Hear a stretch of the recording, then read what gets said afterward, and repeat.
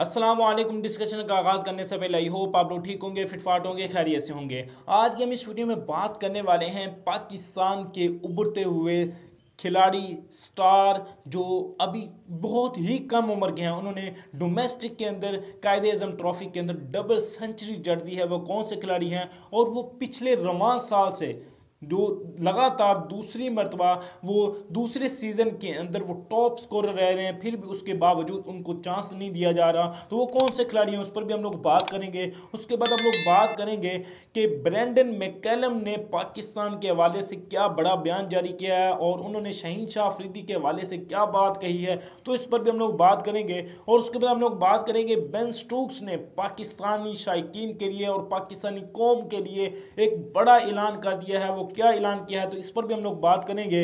अगर आप लोग हमारे चैनल पर नए हैं तो जल्दी से हमारी वीडियो को लाइक और चैनल को सब्सक्राइब कर दें। तो सबसे पहले हम लोग बात कर लेते हैं कि पाकिस्तानी उभरते हुए स्टार के हवाले से कि उनको चांस क्यों नहीं दिया जा रहा। वो लगातार कायदे आज़म ट्रॉफी के अंदर लगातार दूसरी मरतबा वो टॉप स्कोरर हैं। मैं बात कर रहा हूं अबू हुरैरा के हवाले से, जिन्होंने लास्ट डे उन्होंने डबल सेंचुरी की है कैद आज़म ट्रॉफी की में और उन्होंने दूसरी मरतबा वो टॉप स्कोरर रहे हैं। लास्ट मरतबा भी लास्ट सीजन के अंदर भी वो टॉप स्कोरर रहे हैं कैद आज़म ट्रॉफी में, और इस मरतबा भी वो टॉप स्कोरर रहे हैं। और आप इमेजिन करें कि अबू हुरैरा ने जितना स्कोर कर दिया है, जो अभी रिसेंट जो अभी खेल रहे हैं, जो अभी मौजूदा खेल रहे हैं टेस्ट स्क्वाड के अंदर, उसमें बहुत सारी खिलाड़ी शामिल हैं जिन्होंने डोमेस्टिक खेली, लेकिन उनका नाम रनजों के हिसाब से अबू हुरैरा से बहुत नीचे है। जिसमें इमामुल हक है और इसके बाद शान मसूद है, और उसके बाद आप एक दो खिलाड़ी और ले लें जो अभी डोमेस्टिक जो खेले भी हैं और उनका नाम अबू हुरैरा से बहुत नीचे दिखाई दे रहा है। तो जब वो खेल सकते हैं तो अबू हुरैरा क्यों नहीं खेल सकता। वो लगातार दूसरे सीजन में वो टॉप स्कोरर रहते हैं और टॉप स्कोरर रहने के बावजूद वो शामिल नहीं हो रहे। वो बहुत सारे खिलाड़ी और बहुत सारी लोग ये बातें कर रहे हैं कि वो भी छोटे हैं और उनकी उम्र छोटी है। मेरे भाई असल उम्र तो होती यही है, 20 से 22 साल बैट्समैन के लिए, वो 30 साल तक 35 ईयर तक वो अच्छा खेल सकता है। तो उनको शामिल किया जाना चाहिए, क्योंकि देखें कि जो लगातार अब एक आधी दफ़ा होता है तुक्का लग जाता है, बैटिंग हो जाती है। अब लगातार दूसरे सीजन में टॉप स्कोरर रहना, और अभी उन्होंने डबल सेंचुरी भी कर दी है जिसकी बदौलत उनकी टीम फाइनल जीत रही है, एक ट्रॉफी जीत रही है, लेकिन फिर भी उनके बावजूद उनको चांस नहीं दिया जा रहा, उनकी तरफ कोई देख भी नहीं रहा। ये तो मीडिया आवाज़ उठाता है तो फिर दूसरों तक बात पहुंचती कि हाँ ये खिलाड़ी शामिल है, लेकिन ये चीफ सिलेक्टर को इतनी नौबत नहीं होती कि वो जाए और कैद आज़म ट्रॉफी में जाकर, ये डोमेस्टिक सर्किट में जाकर खिलाड़ियों को देखे कि कौन सा खिलाड़ी रन्स कर रहा है। इनको तो यहाँ से पता चलता है, जब कोई मीडिया से बातें होती हैं तो फिर पता चलता है कोई इस नाम का खिलाड़ी है, फिर उसका ये सारा डाटा निकालते हैं, क्योंकि ये लैपटॉप पर ही इनका काम है। क्या है, लैपटॉप वाले हमारे चीफ सिलेक्टर हैं, फिर वो सारा डाटा निकालते हैं। डाटा निकाल के फिर वो कहते हैं कि हाँ जी हम इनके बारे में पहले ही सोच रहे थे, हम इनको देख रहे थे, मॉनिटर कर रहे थे। क्या मॉनिटर खाक कर रहे थे? कभी आप गए हैं चीफ सिलेक्टर साहब, आप गए हैं डोमेस्टिक सर्किट के अंदर कि कौन सा खिलाड़ी परफॉर्म कर रहा है, उसको देखें, उसको परखें और उसको शामिल किया जाए। जब दूसरे खिलाड़ियों को शामिल किया जा सकता है, इमाम उल हक, शान मसूद और भी बहुत सारे खिलाड़ी हैं जो उनसे रनों के हिसाब से बहुत पीछे हैं, लेकिन ये कि वो बहुत आगे हैं। अगर आप उनका सर्किट देख लें कि उन्होंने कितना स्कोर किया है, कितना रन किया है, लास्ट सीजन में भी वो टॉप स्कोरर रहते हैं, इस सीजन में भी वो टॉप स्कोरर रहते हैं, इसके बावजूद उनको सिलेक्ट नहीं किया जाता। तो ये पाकिस्तान में बहुत ही ज़्यादा ये सर्किट चल रहा है। पाकिस्तान में जिसको चांस देना चाहिए उसको मिलता नहीं, और दूसरे को चांस मिलता है जो सिफारशी होते हैं।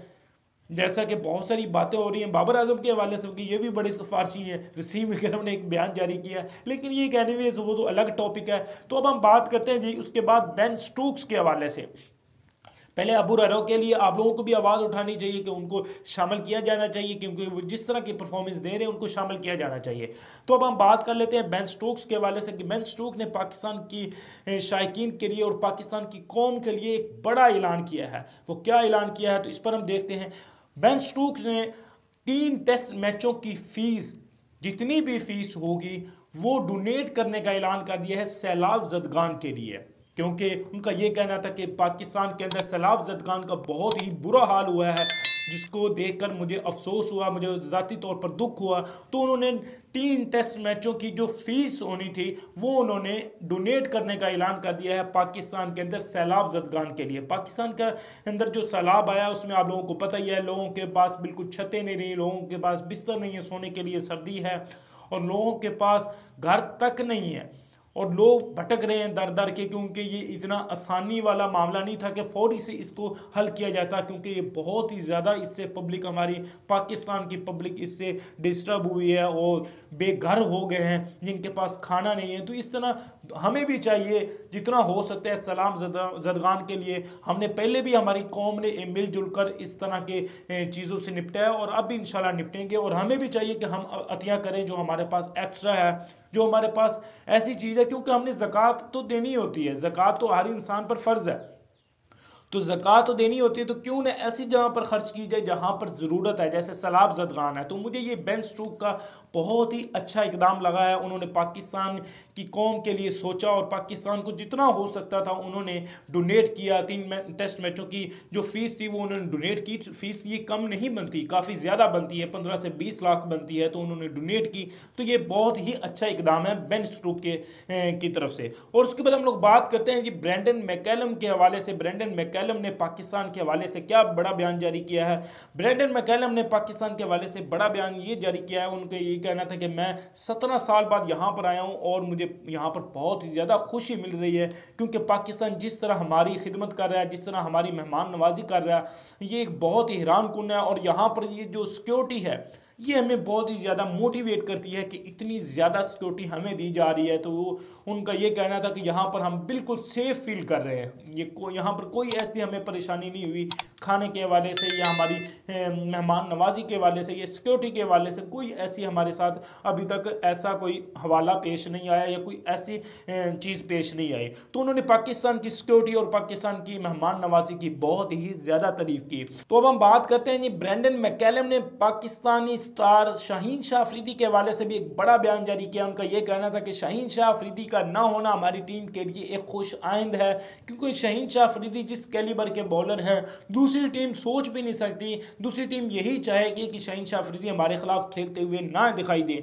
उनका यही कहना था कि शाहीन शाह अफरीदी बॉलर होने के साथ साथ जिस कैलिबर के वो बॉलर हैं, अब तो वो कैप्टन भी बन चुके हैं, एक कमाल किस्म के कैप्टन बन चुके हैं। उनका यह कहना था कि मैं इनके साथ बहुत ही ज़्यादा क्रिकेट खेला हूँ, क्योंकि वो लाहौर कलंदर की तरफ से वो 2 से 3 साल कैप्टनसी करते रहे।